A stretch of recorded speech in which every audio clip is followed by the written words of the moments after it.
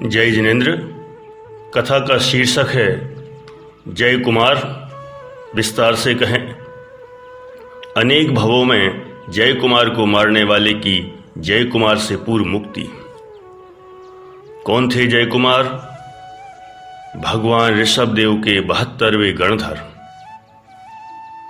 तो आइए जानते हैं जय कुमार के बारे में।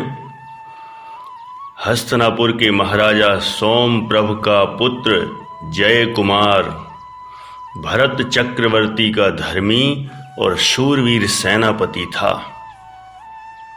एक दिन जय कुमार अपनी रानी सुलोचना के साथ कुटुंबी जनों सहित महल की छत पर बैठा हुआ था। उन्होंने ऊपर से एक कबूतर कबूतरी को देखा, जिसे देखते ही जय कुमार के मुख से हा प्रभावती तू कहाँ है, यह शब्द निकलते ही उसे मूर्छा आ गई और वह बेहोश हो गया। सुलोचना को भी उन कबूतर कबूतरी को देखते ही जाति स्मरण हुआ और वह भी हा मेरा रतिकर कहाँ है, इन शब्दों को बोलकर मूर्छित हो गई। जब वे दोनों होश में आए तब पति की आज्ञा मानकर रानी सुलोचना ने अपने पूर्व भवों का वर्णन परिवारजनों के सामने इस प्रकार किया। जम्बू द्वीप के पूर्व विदेह में पुष्कलावती नाम का देश है। उसमें मृणालवती नगरी के राजा सुकेतु थे। उस नगरी में रति वर्मा नाम का सेठ रहता था। उसकी स्त्री का नाम कनकश्री और पुत्र का नाम भवदेव था। भवदेव चरित्रहीन था। वहीं श्रीदत्त नाम का सेठ रहता था। उसकी पत्नी का नाम विमलश्री और पुत्री का नाम रतिबेगा था। अशोक देव नाम का एक तीसरा सेठ भी वहां रहता था। उसकी पत्नी का नाम जिनदत्ता और पुत्र का नाम सुकांत था। सुकांत हमेशा धर्म कार्यों में रचा पचा रहता था। भवदेव के माता पिता ने रतिवेगा के माता पिता के समक्ष भवदेव के विवाह का प्रस्ताव रखा, जिसके फलस्वरूप दोनों पक्ष सहमत हुए। एक समय भवदेव धन कमाने की इच्छा से परदेश जा रहा था। उस समय उसने श्रीदत्त से कहा कि मैं 12 वर्ष तक वापस नहीं आऊंगा, तो तुम रतिवेगा का विवाह अन्य के साथ कर सकते हो। कर्म संयोग से हुआ भी ऐसा ही।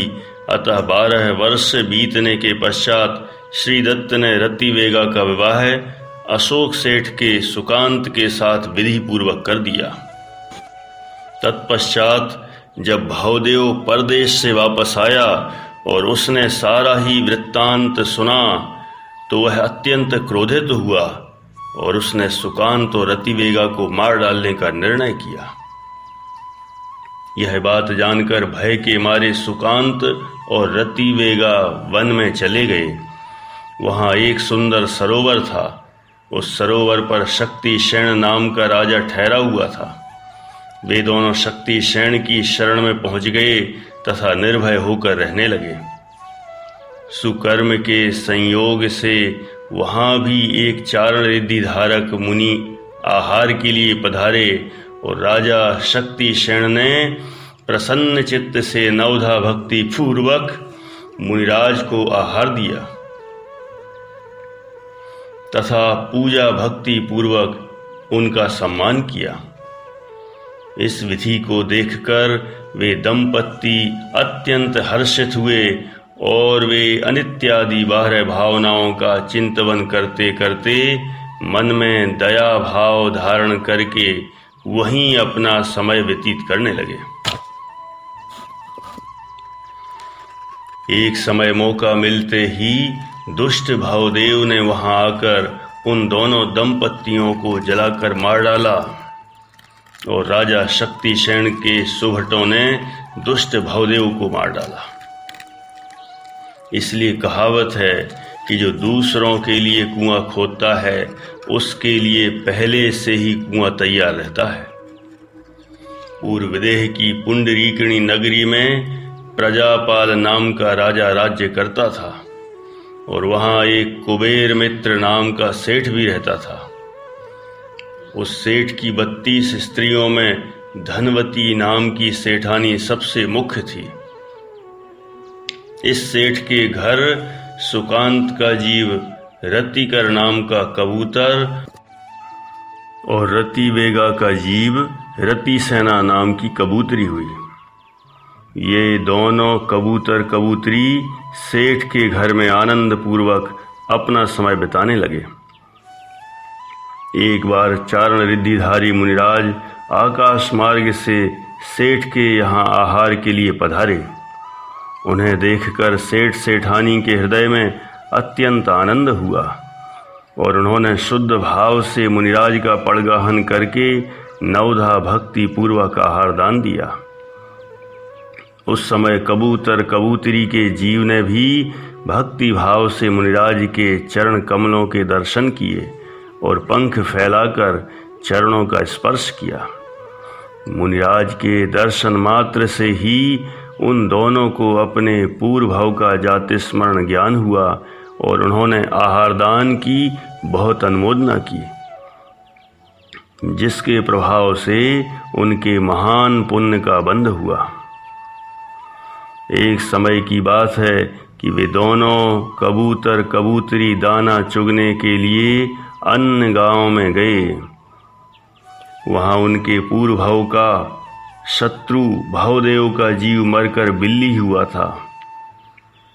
वह क्रोध में आकर इन दोनों को मारकर खा गया। इसलिए ग्रंथकार का कहना है कि कभी भी किसी के साथ बैर भाव मत करो। यह बैर भाव ही भव भवांतर में जीव को दुख देने वाला है।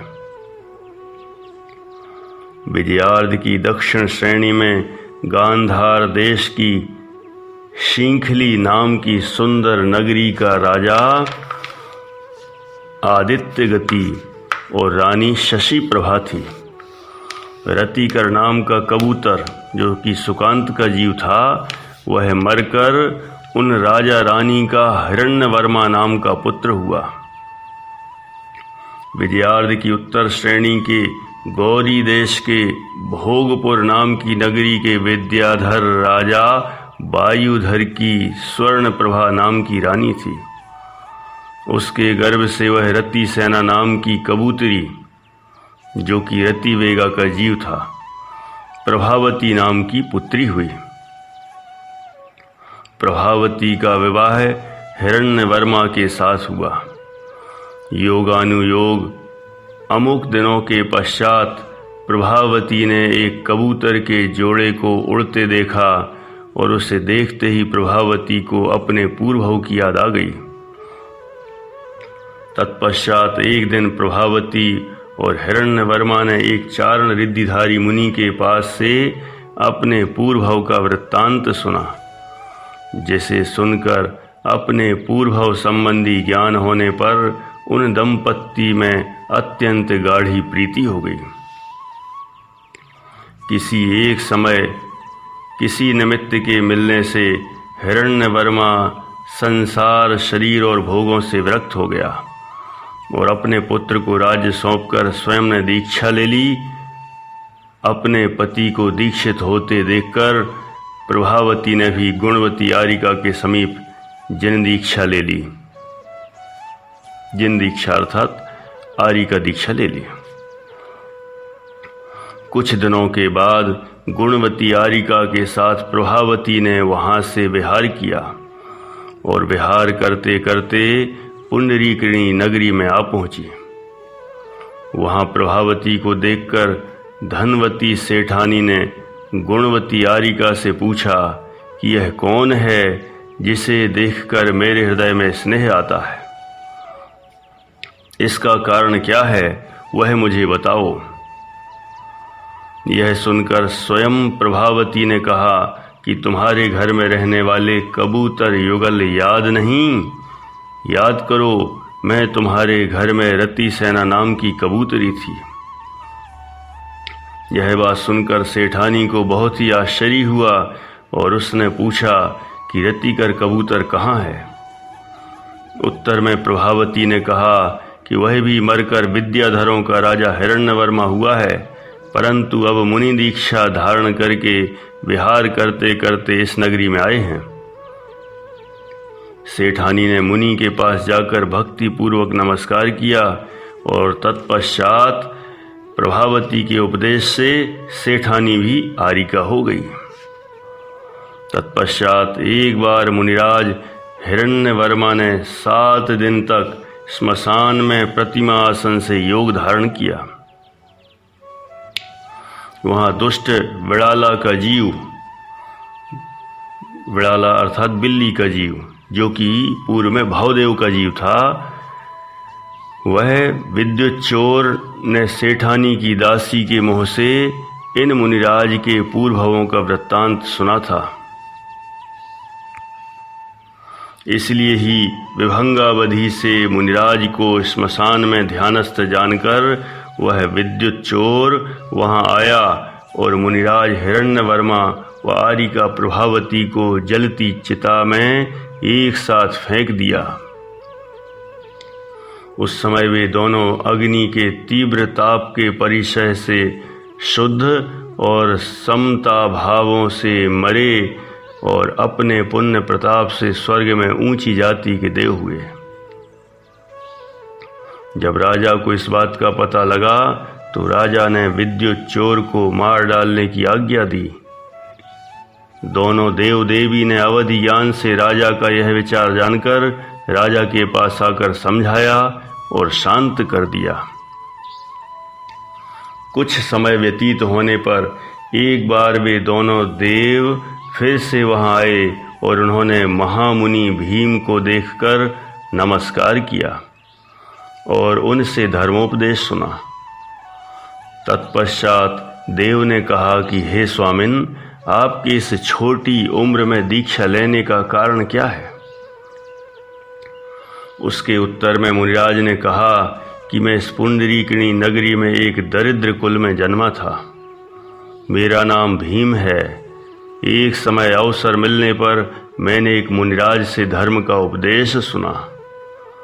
उस समय मुझे जाति स्मरण ज्ञान हो गया था, जिससे मुझे अपनी पूर्व भव की सब बातों का पता चल गया था।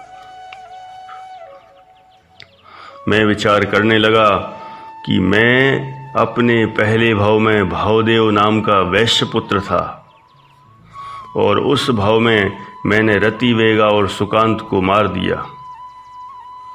तत्पश्चात जब वे मरकर कबूतर कबूतरी हुए, तब मैंने बिल्ली बनकर पूर्व भव के द्वेषवश उन्हें मार दिया। तत्पश्चात वे हिरण्यवर्मा और प्रभावती हुए, तब मैं विद्युत चोर बना और जब वे दोनों मुनि आरिका के वेश में थे, तब मैंने उन्हें जलती हुई चिता में जला दिया। इस महापाप के कारण महादुखों का स्थान जो नरक है, वहाँ मैं गया और अनेक विध भूख प्यास सर्दी गर्मी आदि के कष्ट सहन करने पड़े। नरक में से निकलकर मुझे संसार चक्र में जो चक्कर लगाने पड़े, उससे मेरा आत्मा इतना संक्लेशित हो गया कि उसका शब्दों में वर्णन नहीं कर सकता। उसी समय में विरक्त होकर दिगंबर साधु हो गया। इस विचित्र कथा को सुनकर इन देवों को बहुत ही आश्चर्य हुआ और उन्हें अवधि ज्ञान द्वारा समस्त बातें स्पष्ट रूप से ज्ञात हो गई। जिनको आपने पहले कितनी ही बार मारा है, वे दोनों हम ही हैं। ऐसा कहकर उन्होंने भीम मुनि की वंदना की और दोनों स्वर्ग में वापस चले गए। यहाँ महामुनि भीम ने 12 भावनाओं का चिंतन करके तथा कठिन तपश्चर्या करके केवल ज्ञान प्राप्त किया और घाती अघाती कर्मों का नाश करके मोक्ष पद प्राप्त किया। आहा, देखो, भव भव के बैर के परिणाम धारण करके मनुष्य जीव को मारा, कबूतर के जीव को मारा और मुनि आरिका को जिंदा जला दिया, ऐसे पापी भवदेव के जीव ने भी क्षण भर में संसार के दुख से विरक्त होकर द्रव्य दृष्टि के बल से आत्म ध्यान लगाकर इन जयकुमार और सुलोचना के जीव के पूर्व ही भीम महामुनि होकर मोक्ष प्राप्त कर लिया। आहा, वस्तु स्वरूप की अगाध महिमा का क्या कहना। भव भव में अन्य जीवों को मारने वाला स्वयं उनके पूर्व मोक्ष चला गया। यह सब निर्दोष त्रिकाली चैतन्य सामान्य स्वभाव के आश्रय का ही प्रताप है। यहाँ सुलोचना अपने स्वामी पति जयकुमार को याद दिलाती है कि हे नाथ, उस समय अपन महामुनि भीम की वंदना करके स्वर्ग में चले गए थे और स्वर्ग के सुख भोग कर स्वर्ग से चढ़कर आप राजा सोमप्रभ के पुत्र कुमार जयदेव हुए और मैं राजा अकंपन की पुत्री सुलोचना हुई हूँ। और यही कारण है कि कबूतरों के जोड़े को देखकर अपने को जाति स्मरण ज्ञान हो गया। इस प्रकार अपने पूर्व भवों की कथा सुनकर वे दंपत्ति और परिवारजन अत्यंत संतुष्ट हुए। एक समय अनेक राजाओं द्वारा पूजित राजा जयकुमार का चित्त संसार की क्षणभंगुरता की तरफ गया और इतना वैराग्य चित्त हो गया कि संसार को एकदम अनित्य समझकर आदिनाथ स्वामी के पास जाकर उनके द्वारा धर्म श्रवण करते करते संसार शरीर और भोगों से विरक्त होकर दिगंबरी दीक्षा धारण कर ली तथा थोड़े ही दिनों में आदिनाथ स्वामी के 72वें गणधर बनकर घाती कर्मों का नाश करके केवल ज्ञानी बन गए।